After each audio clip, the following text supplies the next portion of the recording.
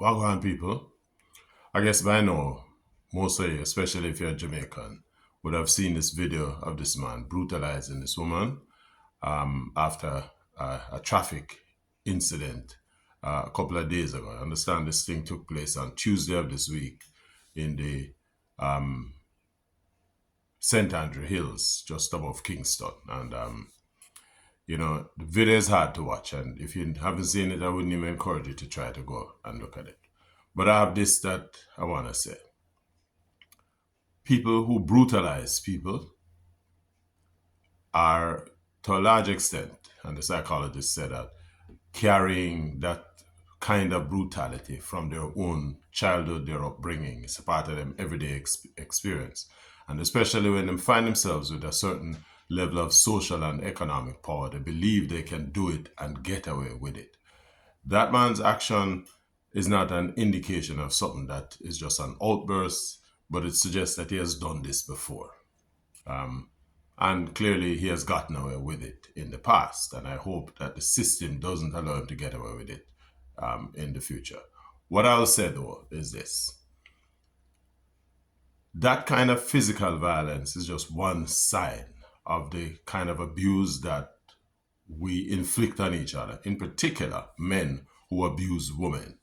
But abuse is not only physical, abuse is also mental. And while the scars of physical abuse might usually go away, the injuries from the physical abuse might go away. Sometimes leaving a scar, more often than not, it doesn't.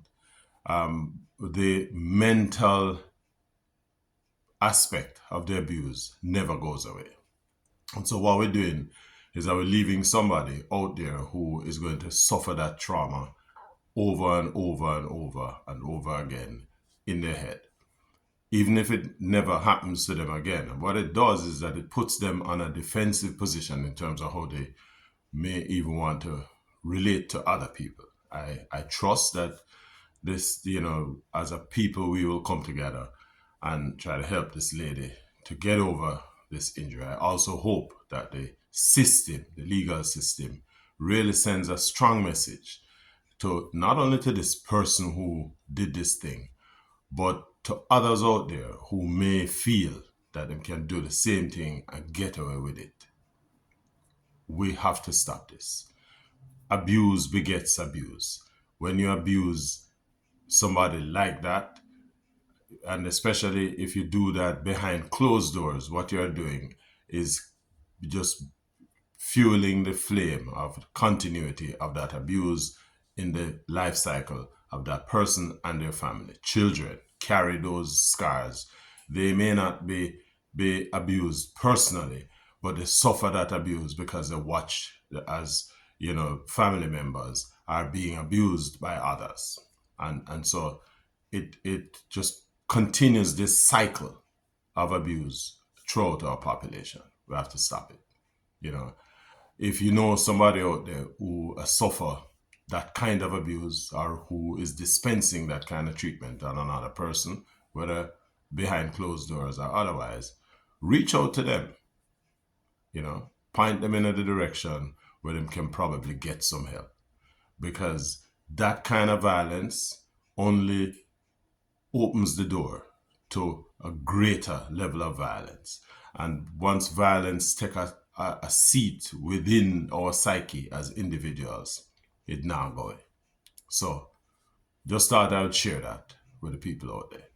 If you know somebody, right, who is being abused, see what you can do for help them. If you know somebody who is an abuser, try and walk them out of it, And if the worst come to the worst, don't allow them to abuse others, under the cover of darkness.